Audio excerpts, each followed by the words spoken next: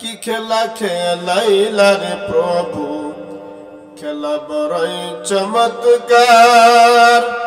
মাটির মানুষ বানাইয়া মিলাইছ বাজার রে, কি খেলা খেলাইলা দয়াল রে, কি খেলা খেলাইলা রে দয়াল, খেলা বড়ই চমৎকার। নাপাক মানুষ বানাইয়া মিলাইছ বাজার রে, কি খেলা খেলাইলা দয়াল রে। কার দিলা 10টা সন্তান, থাকার জায়গা নাই। কার করলা কোটিপতি, একটা সন্তান নাই। ঠিক না বেঠিক জবানদার, ঠিক না বেঠিক? কার দিলা 10টা সন্তান, শুইবার জায়গা নাই। কার করলা কোটিপতি, একটা সন্তান নাই। নদীর একুল ভাঙো অকুল গড়, সবই তোমার খেলা। সকাল বেলার আমির বানাও, ফকির সন্ধ্যা বেলার রে, কি খেলা খেলাইলা দয়াল রে। সবাই বলি মারহাবা। আলহামদুলিল্লাহ, আজকের এই মান্যতি জলসার সম্মানিত সভাপতি সাহেব উপস্থিত রয়েছেন, আমন্ত্রিত ওলামায়ে হযরত আর উপস্থিত রয়েছেন দিন প্রিয়, ইসলাম প্রিয়, কোরআন প্রিয় মুসলমান ভাইরা আমার, পর্দার আড়ালে রয়েছেন সম্মানিত মা বোনেরা। আমি সকলকে জানাচ্ছি আমার পক্ষ থেকে আন্তরিক মুবারকবাদ এবং সালাম। আসসালামু আলাইকুম ওয়া রাহমাতুল্লাহি ওয়া বারাকাতুহু। আসলে রাত্রি অনেক হয়ে গেছে, আমার পরেও প্রধান বক্তা আছেন, উনি আরো সুন্দরভাবে আপনাদের কাছে মধুর সুরে কোরআন ও হাদিস ও হোমিও বাণী পেশ করবেন। আমার আগে আমার সম্মানিত আমগর কেন্দ্রীয় জামে মসজিদের ইমাম জনাব মাওলানা আব্দুল হাকিম সাহেব খুব সুন্দর কুরবানির সম্বন্ধে কথা বলেছেন। আল্লাহ তাআলা আমাকেও যেন কোরআন ও হাদিসের আলোকে কিছু কথা বলার তৌফিক দান করেন। সবাই আমিন সুম্মা আমিন। আরো জোরে বলি সবাই আমিন।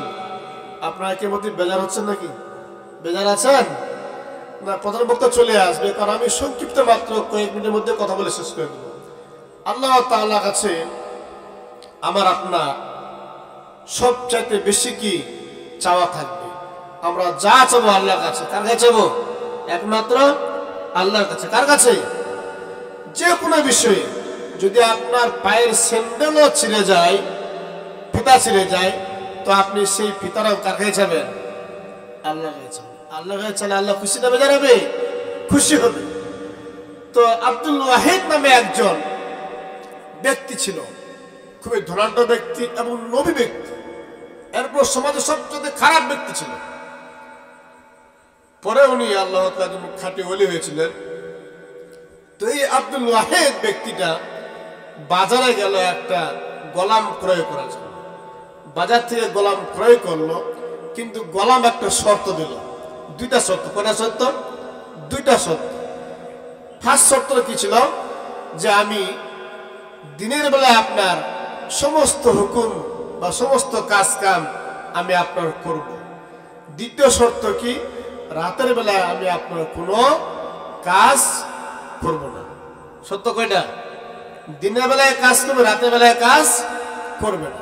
এতে মালিকের মনটা একটু বেজার হয়ে গেল। কি হয়ে গেল? বেজার হয়ে গেল। আরে দিনের বেলায় কাজ করবে, রাতের বেলায় করবে না। তো গোলাম বুঝতে পারলো যে আমার মালিক একটু মনটা খারাপ দেখাচ্ছে, বেজার হয়ে গেছে। তো বললো যে আচ্ছা ঠিক আছে, আমি যে রাতের বেলায় আপনার কোনো কাজ করবো না, তবে এই কাজ না করার কারণে আমি আপনাকে প্রতিদিন সকাল বেলায় একটি স্বর্ণের মুদ্রা দেব। কি দেব? স্বর্ণের মুদ্রা। স্বর্ণের মুদ্রা কথা শুনে আব্দুল ওয়াহিদ কি হয়ে গেল? রাজি হয়ে গেল, খুব আনন্দ পেয়ে গেল। আরে স্বর্ণ পাবো, কি কথা। সম্মানিত ভাইরা আমার, গভীর মনোযোগ আব্দুল ওয়াহেদ ব্যক্তিটা সঙ্গে সঙ্গে গোলামকে লইয়া তার বাসায় চলে আসলো। বাসায় আসার পরে তারপর থেকে কাজ শুরু হয়ে গেল। সকাল থেকে শুরু করে সন্ধ্যা পর্যন্ত বাসার আনুষঙ্গিক কাজগুলো করল। এমন সময় রাতের বেলা যখন হয়ে যায়, আব্দুল ওয়াহেদের গোলাম ব্যক্তিটা রাতের বেলায় শুধু কি করে দেখার জন্য কিন্তু অনেক চেষ্টা করেন, কিন্তু দেখতে পায় না, দেখতে পায় না। ও মুসলমান বন্ধুরে, গোলামটা কি করে রাতের বেলায় তাহাজ্জুদ নামাজ পড়ে আর সারাদিন নামাজগুলো যে কাজা হয়ে গেছে কাজাগুলি আদায় করে আর আল্লাহর জিকির আজকারের মধ্যে মশগুল হয়ে যায় আর আল্লাহর কাছে দোয়া করে, আল্লাহ আমি এমন একজন আপনার গোলাম, আমি আপনার এমন একজন গোলাম, দিনের বেলায় আপনার হুকুম আহকাম মানতে পারি নাই, আপনার হুকুমগুলিকে আদায় করতে পারি নাই। আমার এক মনিব আছে, মনিবের সমস্ত কাজগুলি দিনের বেলা আদায় করতে হয়। ও আমার মালিক,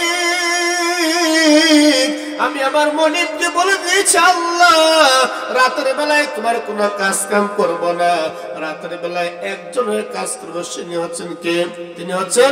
তিনি হচ্ছেন আমার একমাত্র আল্লাহ। আমি আল্লাহর ছাড়া কাজ করব, এটা আমি ওয়াদা করেছি। ও আমার প্রভু, প্রতিদিন ওয়াদা করেছি একটা স্বর্ণের মুদ্রা দেওয়া লাগবে। রাত যখন গভীর হয়ে গেল, ফজরের ওয়াক্ত হয়ে গেল, এমন সময় নজর করে দেখে গোলাম ব্যক্তিটা আল্লাহর কাছে যে দোয়া করে, আল্লাহ একটা স্বর্ণের মুদ্রা দিও, মালিককে দেওয়া লাগবে, ওয়াদা করেছি। দোয়া শেষ হতে না হতেই সঙ্গে সঙ্গে একটা স্বর্ণের মুদ্রা গোলামের হাতে এসে হাজির হয়ে যায়। বলে সুবহানাল্লাহ। কে দিয়েছেন? কে দিয়েছে? ওই আল্লাহ এখনো আছে না নাই? আছে না নাই? সম্মানিত ভাইরা আমার, গভীর মনোযোগ। এইভাবে দিন যায় রাত্রি যায়।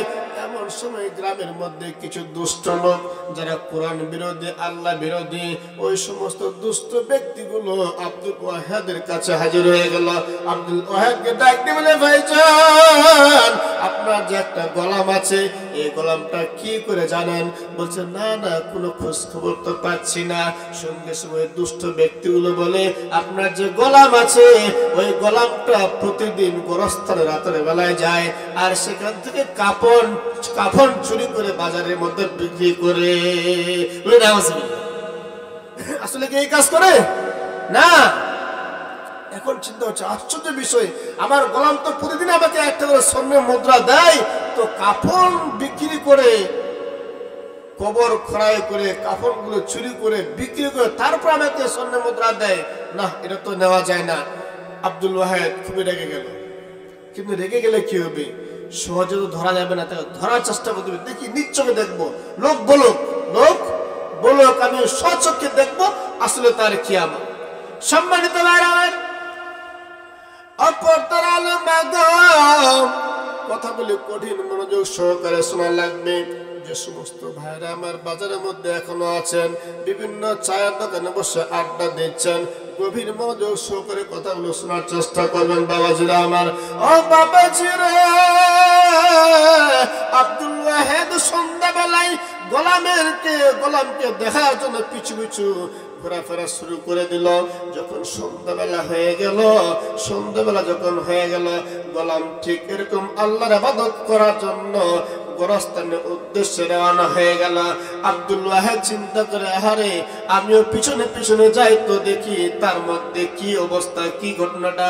গোরস্থানে যাচ্ছে তো ঠিক, কই যাচ্ছে? গোরস্থানে যাচ্ছে তো ঠিক, আমিও পিছনে পিছনে যাই দেখি একটু কি হয়। আব্দুল ওয়াহেদ সেই গোলামের পিছনে পিছনে যাওয়া শুরু করলো। এমন সময় নজর করে দেখি আব্দুল ওয়াহেদের গোলামটা গোরস্থানে একটা ফাঁকা জায়গা আছে, সেই ফাঁকা জায়গাটার মধ্যে যায় নামাজ বিছাইয়া নামাজে দাঁড়ায় গেছে। বলে আল্লাহু আকবার। এখন আব্দুল ওয়াহেদ চিন্তা করে, আহারে হয়তো কিছুক্ষণ পর্যন্ত নামাজ পড়া পরে কবরের মধ্যে আসবে কাফন চুরি করতে। আব্দুল ওয়াহেদ দেখে সারা চলে গেল, সারা অতিবাহিত হয়ে গেল, কই আমার গোলাম তো কবরের মধ্যে যায় নাই, গোরস্থানের মধ্যে যায় নাই, কাফন চুরি করতে যায় নাই। কিন্তু রাতের শেষাংশে দোয়া করলো। কি দোয়া করে? দোয়ার মধ্যে এমন হয়ে আসতে আমি নজর করে দেখি দোয়ার মধ্যে এমন কেউ চাইল, আল্লাহ খুশি হয়ে এই বান্দার হাতের মধ্যে একটা স্বর্ণের মুদ্রা আবার আমার আল্লাহ দিয়ে দিয়েছে বলে সুবহানাল্লাহ। এখন চিন্তা হচ্ছে গোলাম যাক, আমি তারপরে যাব, বেলাটা উঠুক। এখন পিছু পিছু গেলে হয়তো বেলা উঠে যাবে, আমাকে দেখে ফেলবে, না আমি দিনের বেলায় সুন্দর আনন্দ সহিত যাব, আমার গোলাম চলে যাক। গোলাম এবার চলে গেল। সকাল বেলায় যখন সূর্য উঠে গেল, এখন দেখছি আমি কোথায় আসছি আমি বলতে পারি না, কোথায় আসছি বলতে পারি না। আব্দুল্লাহের লোকগুলোকে জিজ্ঞাসা করে এই জায়গাটা কোথায়, বলতেছে এই জায়গাটা হচ্ছে আমগাছ আমন। কোথায়? আমগাছ আমন। আপনার বাসা কোথায়? বলছে আমার বাসা তো ঢাকা। কোথায়? ঢাকা। আপনি এখানে আসছেন কিভাবে? বলছে আসছি তো কোনো একটা কারণে। আরে ঢাকা যেতে সময় লাগবে কয় বছর? 2 বছর। কয় বছর? উদাহরণ দিয়ে বুঝাচ্ছি বাজান, এখান থেকে যাইতে আপনার এলাকায় 2 বছর সময় লাগবে। আপনি কেমন করে আসলেন, এখন কেমন করে যাবেন? এখন এই বান্দা হতাশা পড়ে গেল, আরে পথ চিনলাম না, কোথায় আসলাম কোথায় যাব, আমার বাসা পৌঁছাতে কয় বছর লাগবে? 2 বছর। কয় বছর? এখন আব্দুল ওয়াহেদ সঙ্গে সঙ্গে বিপদে পড়লে কাকে ডাকতে হয়? কাকে ডাকতে হয়? বিপদে পড়লে সঙ্গে সঙ্গে আল্লাহকে ডাকতে হয়। আল্লাহ আল্লাহ কি করব কি করব কি করব, আল্লাহ আমাকে বাঁচাও, আল্লাহ আমাকে বাঁচাও, আল্লাহ আমাকে বাঁচাও। যখন আল্লাহকে বেশি বেশি কান্নার স্রোতে ডাকতে শুরু করলো, কান্নার স্রোতে আল্লাহকে ডাকতে শুরু করলো, সঙ্গে সঙ্গে একটা গায়েবী আওয়াজ আসলো, আব্দুল ওয়াহেদ রে কাঁদিও না, কাঁদিও না, তোমার কান্না যেহেতু ডাক আমি আল্লাহ শুনেছি, তোমার গোলাম আমার সন্ধ্যা এখানে হাজির হয়ে যাবে, ওই গোলামের পিছু পিছু তুমি আসবা, চলে আসবা বাড়ির মধ্যে। বলে সুবহানাল্লাহ। সারাদিন আব্দুল ওয়াহেদ সেই গ্রামের মধ্যে থাকলাম, নজর করে দেখে সন্ধ্যার পরে পরে আমার গোলাম আবার হাজির হয়ে গেলাম। এখন চিন্তা করে আশ্চর্য বিষয়, আমি তো আমার গোলামের পিছনে হাঁটলাম সে মাত্র 10 থেকে 15 মিনিট অথবা 1 ঘন্টা, কিন্তু 2 বছর রাস্তা আমি কেমন করে চলে আসলাম? এবার সঙ্গে সঙ্গে আব্দুল ওয়াহেদ তার গোলামের দিকে লক্ষ্য করে আর নিজে আত্মগোপন করে আছে, আত্মগোপন করে আছে তো আছে। এমন সময় দেখে ফজরের ওয়াক্ত হয়ে যায়, আর আব্দুল ওয়াহেদের গোলামটা আবার আল্লাহর কাছে দোয়া করে, আল্লাহ আমি আমার মনিবকে ওয়াদা করে এসেছি, আরেকটা কি দোয়া লাগবে? স্বর্ণের মুদ্রা দেওয়া লাগবে, আমাকে অবশ্যই আজকে একটা স্বর্ণের মুদ্রা দিন। আল্লাহ রাব্বুল আলামিন সঙ্গে সঙ্গে সেই গোলামের হাতে একটা স্বর্ণের মুদ্রা দিয়ে দিয়েছে। বলে আল্লাহু আকবার। স্বর্ণের মুদ্রা পাওয়ার পরে এবার আব্দুল ওয়াহেদ কি করবে? এখন ওই গোলামের পিছু পিছু যাওয়া লাগবে, যেহেতু একটা গায়েবী আওয়াজ পেয়েছে। আব্দুল ওয়াহেদের গোলাম স্বর্ণের মুদ্রা পাওয়ার পরে গুটি গুটি পায়ে বাড়ির দিকে রওনা হয়ে গেল। আর পিছনে পিছনে আব্দুল ওয়াহেদ কি করলেন? তার সঙ্গে সঙ্গে যাওয়া শুরু করলেন। মাত্র 15-20 মিনিট মতান্তরে 1 ঘন্টা রাস্তা হেঁটেছে। 2 বছর রাস্তা আল্লাহ তাআলা পৌঁছায় দিয়েছে। বলি সুবহানাল্লাহ। আল্লাহ পারে কি পারে না? এখনো ওই আল্লাহ আছে, ওই আল্লাহকে ডাকতে হবে ডাকার মতো। সব কিছু বিপদ আপদ হালত যা আছে, ছেলে চান, মেয়ে চান, সুখ চান, শান্তি চান, বিপদ থেকে মুক্তি চান, অসুখ হয়েছে শেফা কামনা করেন, একমাত্র সব কিছু চাইতে হবে কার কাছে? আল্লাহর কাছে। আল্লাহ ছাড়া অন্য কারো কাছে কোনো কিছু চাওয়া যাবে? যাবে না, যাবে না। যদি আল্লাহ ছাড়া অন্য কারো কাছে শরীক করে চাওয়া হয়, তাহলে আপনি শিরক করলেন। আর শিরক যারা করবে, শিরকের কোনো মাপ নাই। অতএব সময় আছে, আল্লাহর কাছে তওবা করেন।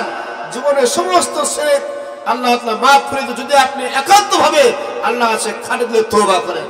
আব্দুল ওয়াহেদ চিন্তা করছে, আরে এত বড় একজন আল্লাহ জবরদস্ত ওলি, তাকে আমি গোলাম বানাইছি না।